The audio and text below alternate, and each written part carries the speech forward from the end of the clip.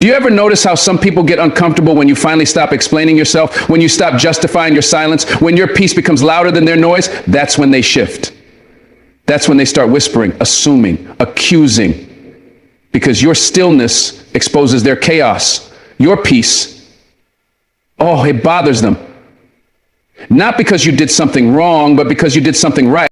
There comes a point in life when you fought too many invisible battles, cried in too many silent rooms, and survived too many storms alone. And when you finally find that still ground, that holy silence in your soul, that unshakable calm, some folks can't take it. They can't handle the fact that you're no longer responding to their games, no longer reacting to their drama, no longer falling apart just because the world says so. Your peace is power. And power, real power, doesn't scream, it doesn't chase, it doesn't beg to be seen. It just is. And when you become that kind of person, they don't hate you. They hate that they no longer have control over you. This is why they can't stand your peace. And you better hold on to it like your life depends on it, because it does. They don't hate your peace because it's fake. They hate it because it's real. They can't control it. They can't shake it. And they certainly can't understand where it came from. That's what drives them crazy. See, when you used to be reactive, when you used to explain yourself over and over, when you used to defend your every move, that made them comfortable.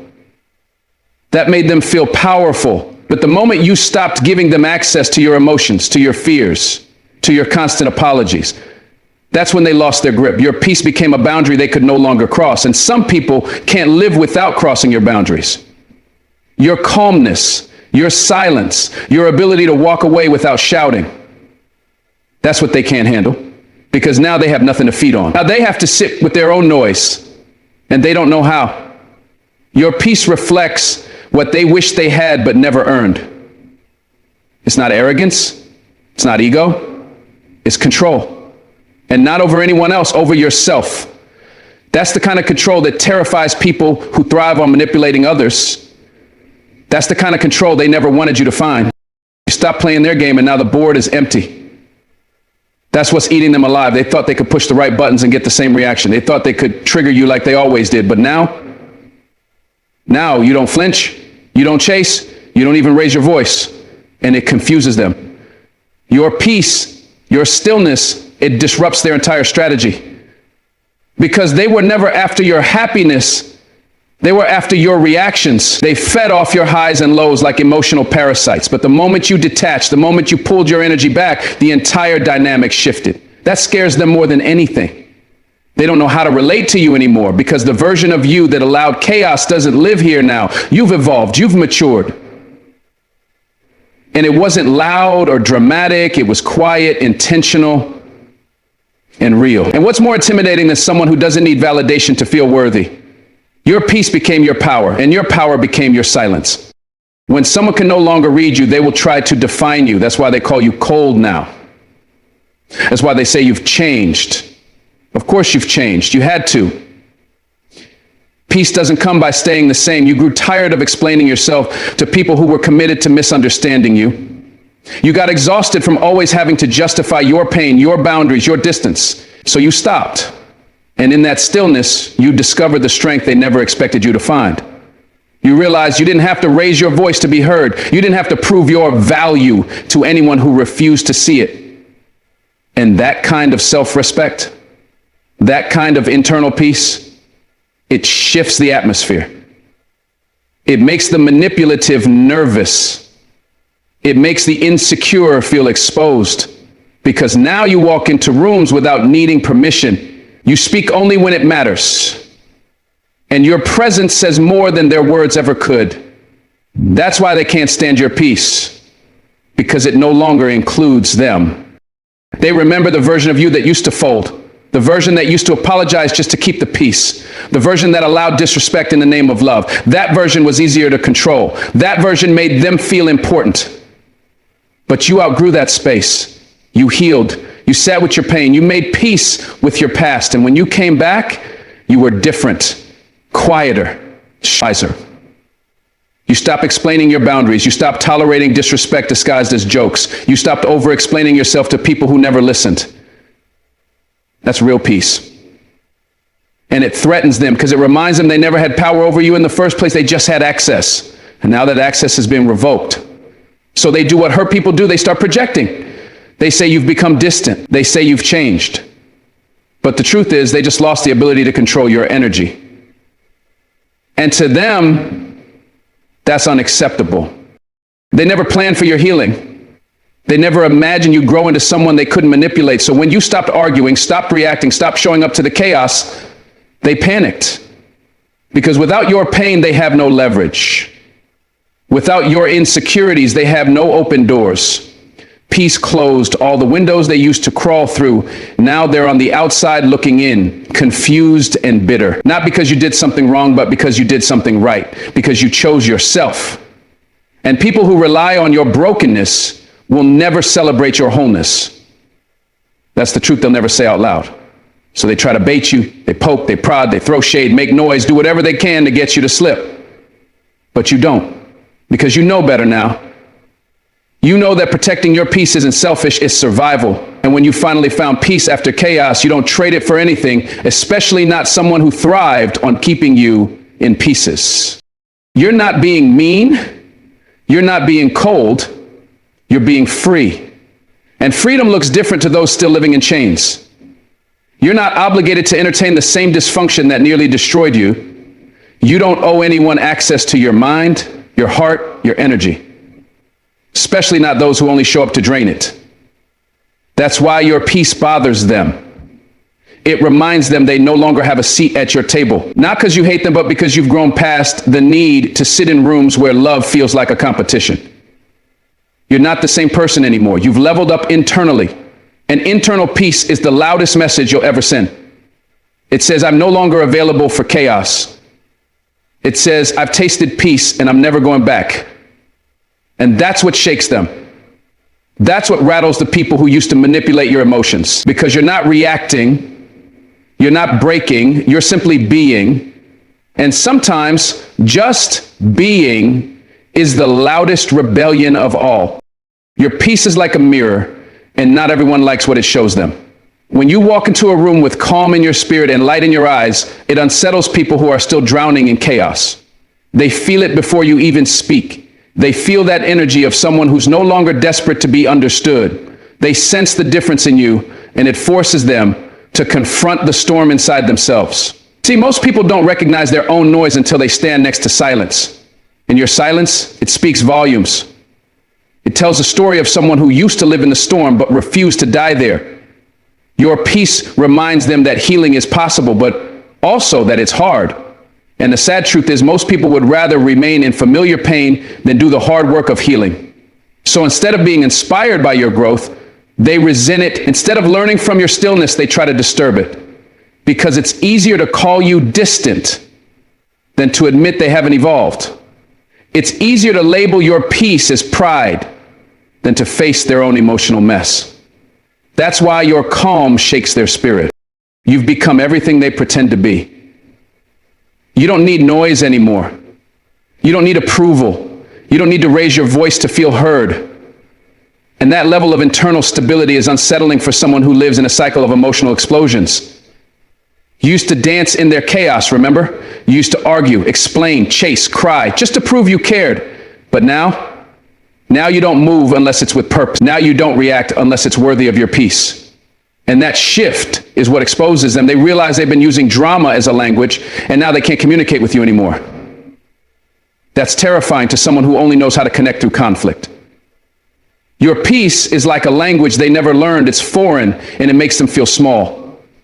Not because you made them feel that way, but because they've never known who they were without dysfunction. So rather than reflect, they reject. Rather than heal, they hate.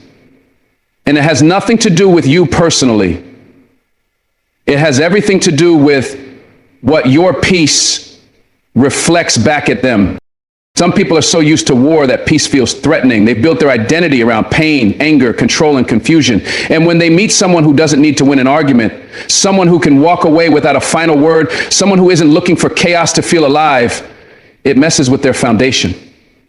Your peace threatens their sense of normal. It challenges their belief that relationships must come with yelling, silence, punishment, and power game. But you've grown past that. You've learned that real connection isn't found in how loud someone can get, but in how calm they can stay. And when they see you operating from that truth, it shakes them, because it reminds them that they've been choosing disorder. It reminds them that they could choose peace, but they haven't. And instead of rising to your level, they try to drag you back into theirs. That's why the accusations start. That's why the tension builds. Because people don't always fight what hurts them. Sometimes they fight what heals them. And your peace, it's a threat to their excuses. They don't know what to do with someone who won't argue, someone who doesn't react, someone who chooses silence over chaos. That confuses them. They're used to pressing buttons and watching people fall apart. But you don't break anymore. You don't crack. You don't respond to chaos like you used to. And now their tactics don't work. You've removed the fuel from the fire, and they're left standing there with matches in hand, frustrated that the flame never caught. That makes them uncomfortable, because it forces them to realize how dependent they were on your pain to feel powerful. And now without that power, they feel empty. Your peace has highlighted their lack of control. And some people, when they feel powerless, they lash out, they project, they accuse, because anything is easier than sitting with the truth that your growth has outpaced their comfort zone. So instead of saying, teach me how to heal, they say, you've changed. Yes, you've changed. You found peace in a world addicted to chaos. And that's not something everyone's ready to see. They talk behind your back now. They call you fake, say you think you're better than them. But the truth is, your peace just triggers their unresolved pain. You didn't choose peace to look down on anyone. You chose it to survive. You chose it because chaos was killing you slowly. You chose it because staying in places that stole your joy wasn't love, it was self-destruction.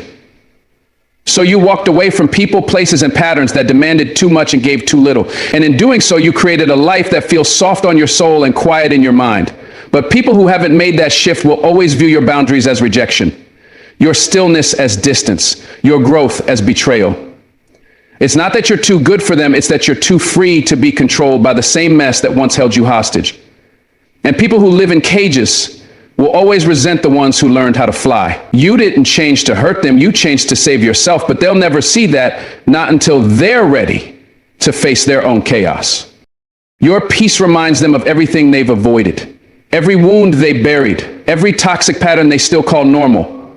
When they look at you, they see someone who did the work, someone who cried, bled, fell down, and still got back up, stronger, quieter, freer. And that reflection is painful for someone still in survival mode.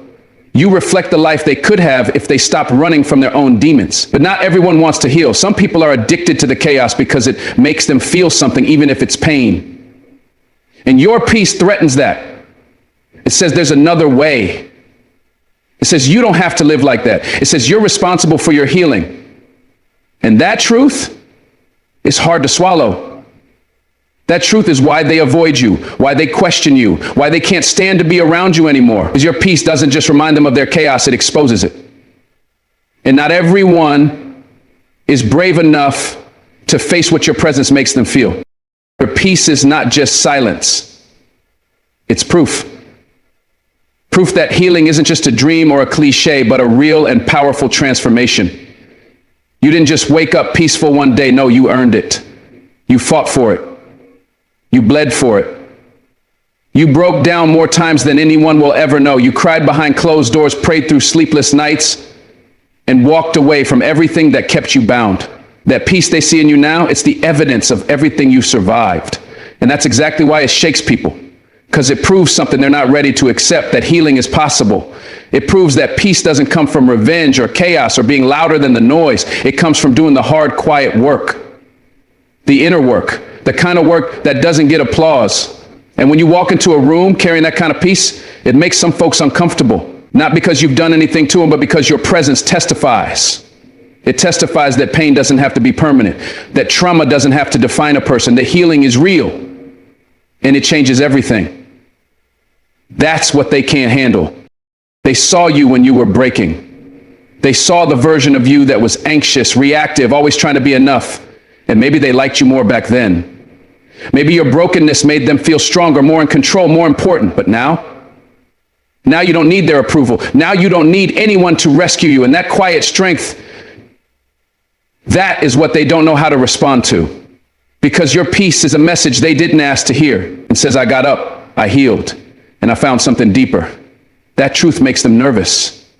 Because if you could climb out of your pain, if you could walk away from the chaos, if you could rebuild yourself, then what excuse do they have for staying stuck? What reason do they have to keep living in dysfunction? Your peace doesn't condemn them, but it challenges them. It stands there silently as living proof that freedom is on the other side of surrender. And not everyone wants that kind of reminder. So they push you away, they call you distant, but deep down, they're just scared of what your peace says about their own choices. You didn't find peace by running, you found it by standing still long enough to face your pain. And that part, they never see. They don't see the nights you wanted to give up, the days you had to fight through grief, heartbreak, betrayal. They don't see the discipline it took to stay silent when you could have lashed out, to walk away when you had every right to scream. Healing didn't make you perfect, it made you wise.